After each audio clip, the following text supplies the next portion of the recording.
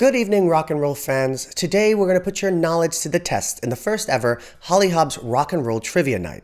You can play with your friends, family, or you can even play with yourself. You might not even be playing at night.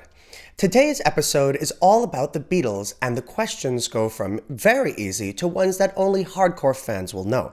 Each right answer gives you a point, and there are many bonus points to score. Be sure to comment on how well you've done. So sit on your cornflake, get a belly full of wine, and let's begin the Beatles Rock and Roll Trivia Night. Okay, rapid fire. We'll start with a few easy questions to get the blood flowing. Where were all four members of the Beatles born?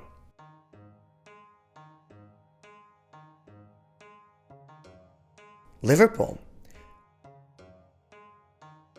What did John study in college? Art. What is Paul McCartney's middle name?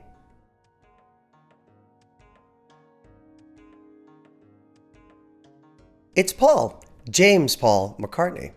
What was the name of Paul McCartney's sheepdog? Hint, he writes a song about her.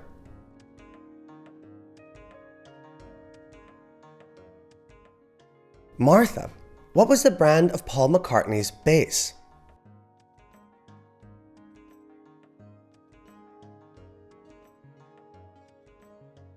Hofner.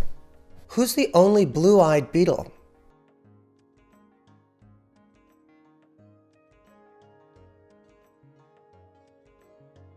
Ringo. Alright, how'd you do? Those were just a warm-up. Now on to the tougher stuff. First up, released in 1967 on the celebrated Sgt. Pepper's Lonely Hearts Club Band album, She's Leaving Home tells the story of a young girl sneaking away from her parents' house on a Wednesday at 5 in the morning. It's a terribly moving piece of music, and it was inspired by Paul McCartney reading a newspaper article about a real-life missing young woman that Paul indeed met years earlier. What is her name?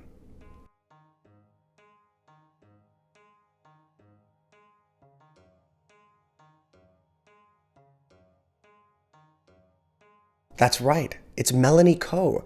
Melanie grew up doted on and beloved by her parents, living lavishly with jewelry, beautiful dresses, and even a car all by the time she was 17. However, Melanie was fed up living under her parents' roof and escaped one day. Paul had met Melanie when the Beatles had performed on the English television program Ready, Steady, Go on October 4th, 1963. Bonus, for an additional 3 bonus points, what song did Melanie win top prize lip-syncing to?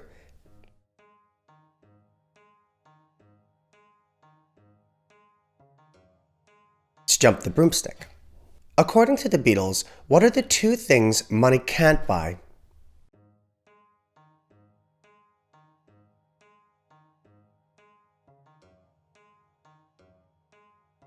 It's love and fun. Can't buy me love and She's Leaving Home. Fun is the only thing money can't buy. Here's a memory question. The iconic Abbey Road album cover is probably the most well-known album art ever.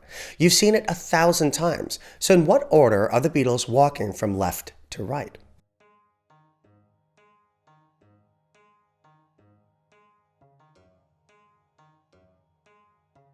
It's George, Paul, Ringo, and John. Bonus, for 3 bonus points, what is the name of this man way in the back?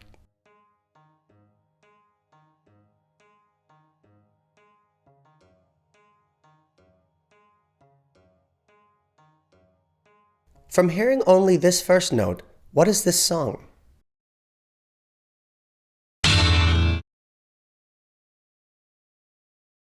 It's Polythene Pam. In December 1974, where did John Lennon sign the papers to officially dissolve the Beatles' partnership?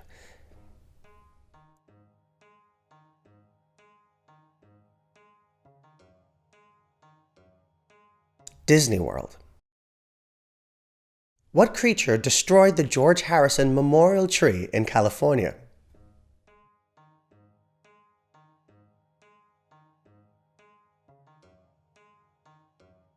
Beatles. Producer George Martin is often heralded as the fifth Beatle, performing the iconic A Harpsichord solo on In My Life and using his musical prowess to orchestrate songs like Yesterday and A Day in the Life. But when he first met the band, he wasn't too amazed by the Beatles' abilities. It wasn't until he took note of their great comedic timing that George decided to give the band a chance. Worried that he'd been too hard on them, George Martin asked the band if there was anything they wanted changed. What did George Harrison say he didn't like?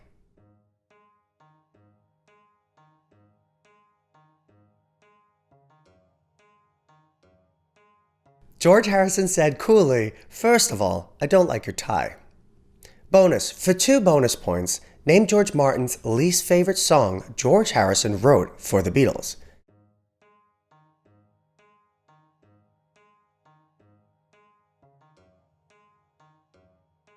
Only a Northern Song. Paul McCartney and early Beatles drummer Pete Best were deported from Germany for attempted arson. What did they set on fire?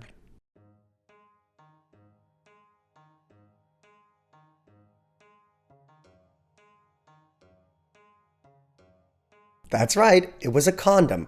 While Paul and Pete were gathering their belongings after moving out of the Bambino in Hamburg, Germany, the 2 bandmates noticed the lights were all off and decided igniting a condom was the easiest way to see in the darkness. They were arrested and spent the night in jail before being released and, the next day, deported. What instrument is Paul McCartney credited for playing in the Beach Boys song, Vegetables?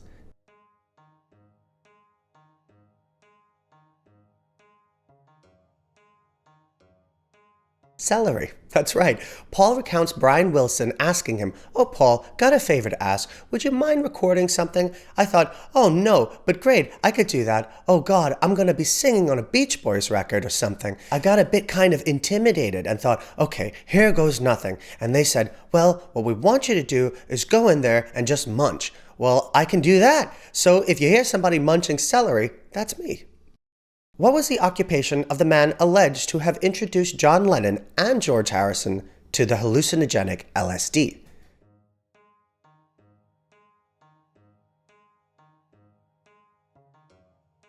A dentist. At a dinner party, Dr. John Riley laced the boys' coffee with LSD, taking them on their first, although unintended, trip.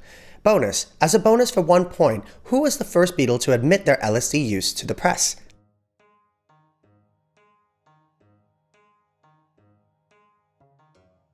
Paul McCartney. In 1968, John Lennon calls for an emergency meeting of the Beatles to tell them that he was the incarnation of what famous figure?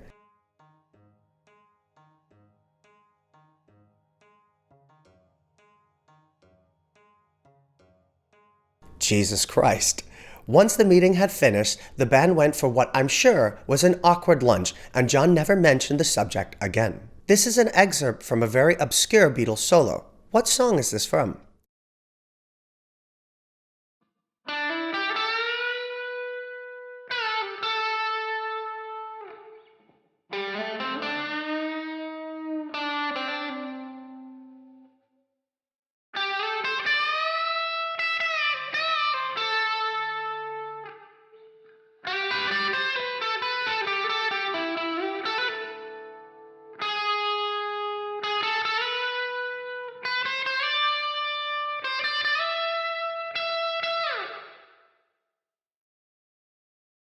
Here Comes the Sun.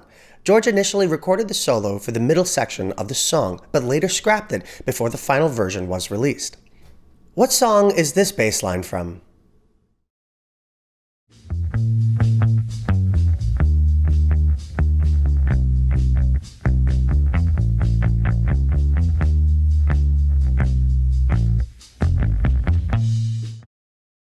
Here Comes the Sun again.